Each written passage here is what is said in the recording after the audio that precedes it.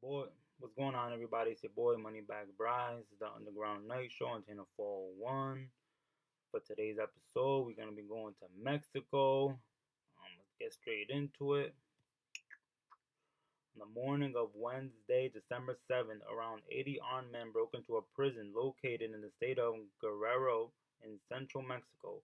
One of the inmates, a certain Samuel N. alias El Vago, was liberated. Charged with kidnapping, he had arrived at Coyuca de Catalan prison barely 24 hours earlier. The armed group arrived at the prison, detained the director, disarmed the guards, and took temporary control of the jail, which is run by the state government. According to the state prosecutor's office, everything occurred within 10 minutes. Local media reports indicate that 8 other inmates took advantage of the chaos to escape. The authorities have not confirmed this. In a statement, the prosecutor's office provided details about the seizure of the person. Apparently, the criminal group took 2 of the prison directors hostage while they were going out to buy food for the inmates. So that their superiors would not be harmed, 3 guards handed over their weapons, with the head of the prison being held at gunpoint. 10 of the 80 attackers entered the facility and located El Vago. They then escaped without a trace. No bullets were fired. The Coyuca de Catalan prison is located on the outskirts of the city of Altamirano, the regional capital. Hours before the jailbreak, a fire destroyed dozens of stalls in the central market. Several reporters pointed out the possibility that the 2 events were related.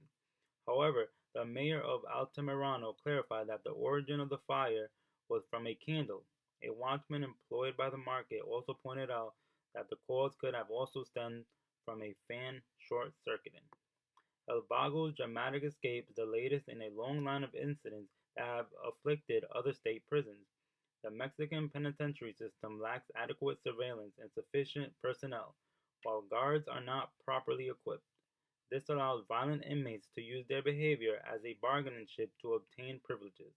As recently as February, a prison riot in Acapulco left 20 police officers severely injured. Coyuca Prison and Altamirano are located in Tierra Caliente, a region that includes municipalities belonging to the states of Guerrero and Michoacan. In October, a hitman gunned down 20 people in San Miguel, a town on the border of the 2 states, including the mayor and his father. It was the worst massacre to take place in the area in several years. Federal and state authorities announced large-scale operations by the National Guard and the Army to prevent future incidents. But now, just 6 weeks later, criminals managed to break into a state prison without a hitch. Shootouts, riots, and jailbreaks are indicative of a larger problem: the authorities surrendering in the face of insecurity. For the past 15 years, violence has been on the rise in Mexico, emanating from both gangs and the state. The prosecutor's office has reported that the escaped prisoner was the leader of a gang of kidnappers accused of perpetrating at least one kidnapping a few months ago in Chilpancingo, the state capital. Usually, the authorities immediately release the names of gangs that were involved, including aliases, after such a large-scale criminal operation. However, they have remained unusually quiet as of Wednesday. The October massacre in San Miguel involved 2 old criminal gangs, Los Tequileros and the Familia Michoacana. Initially, the authorities blamed the former group for the massacre, as the murdered mayor and his father had ties to the second. But as days went by, the federal government changed its mind, saying that in fact the massacre had actually been the work of the Familia, who were settling a score with their former political allies. The affiliation of the 80-person group that stormed the prison still remains unclear. The aforementioned gangs, along with the Jalisco New Generation cartel, are all suspects.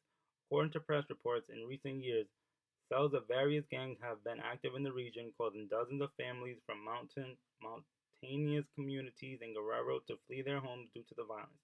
The prison break, despite its brazenness, is simply another episode in the climate of fear and lawlessness that continues to reign in rural Mexico.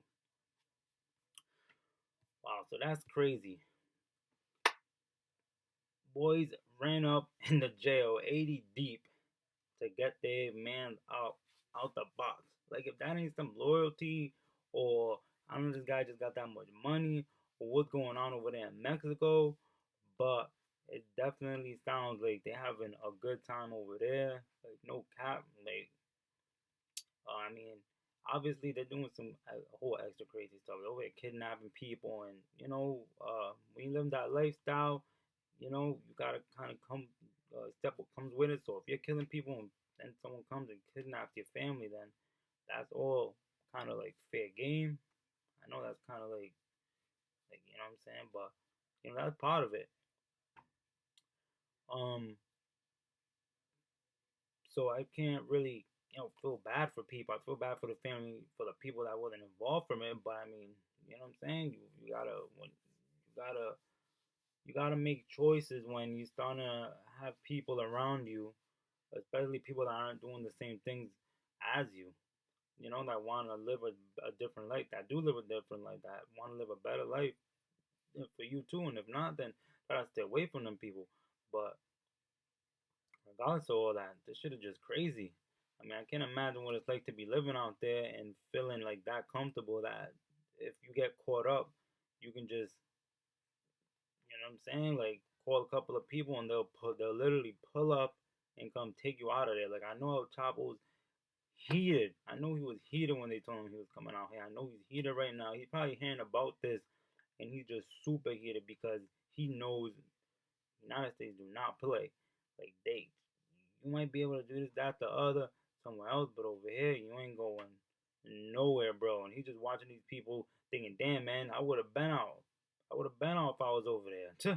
You guys talking about 80, probably would have had a thousand people just pull up. And they're talking about no one even let off a shot. I mean, and that's another thing. I mean, you have these people that want to be the law enforcement over there because at the same time, don't want to feel bad because these people are terrorizing these communities over there, and it's like no wonder everybody wants to come to the United States where you're relatively safe. I mean, compared to over there, I mean that's not happening over here, and and so people are over there just they'll do that. Imagine what else they're doing. They're kidnapping, shooting, the mayor, the governor, all them people, they're getting paid off. I mean, so it's literally whoever got the bag is in charge over there. And people are just doing whatever it is that they want to without worrying about anything. And I don't know, man. Shit's crazy. I saw this and this shit just blew my mind. Like, literally 80 people deep just pulled up into a jail and just said, bro, let's go. Just walked out, no problem, no nothing. No one let off a gunshot, nothing. If anything, the guards was like, here, take my gun. So, Faith, man, just don't shoot me, which is a smart thing to do because who really cares about this guy at the end of the day, But something's definitely got to be done out there. Hopefully, you know, it's crazy because I'm not one to get into too much of the politics and nothing like that, but like if you guys could just hit me out, like if these two countries, let's say United States, Mexico, they get up, they talk, like listen, come over here, help us out, help us build. We don't gotta be a part of the United States, but help us build, and we'll help you guys. Da da da da.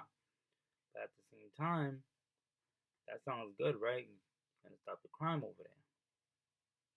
But now think about it. You got everyone over there, like things get made in Mexico for the low. So it makes no sense for us to help them when we can get them to make stuff for us for the low. Like, I'm not trying to get too into it, but if you think about it like that, it's kind of like I'm sure that guy, they'll probably take the guy off their hands. The United States government would probably take that guy off their hands um, if it became that much of an issue. But as far as the whole stopping that problem and the whole drug trade and everything like that, I feel like it's almost turned like a blind eye to it. Like we know they know what's going on, but they really don't want to help them because then who's gonna be making everything? I mean, the T-shirt's not gonna cost $1 anymore. It's gonna be like $10. It's gonna cost the same thing as you know Nike shirt, and it's gonna be made in Mexico still with probably the same quality. Like it's gonna be crazy, man. But that's it for today. I'm your boy Moneybag Bry. It's the Underground Night Show, channel 401. Like, subscribe, uh, comment, share. Definitely get in the comment box. Let me know what's going on. Let me know what's on your mind. Or when you're over here hearing what I'm telling you, and just what you think about the United States actually helping other countries, for example Mexico, and trying to progress, and why they may not want to do that as far as money goes, political, and all that stuff. But till next time, see boy, I'm out.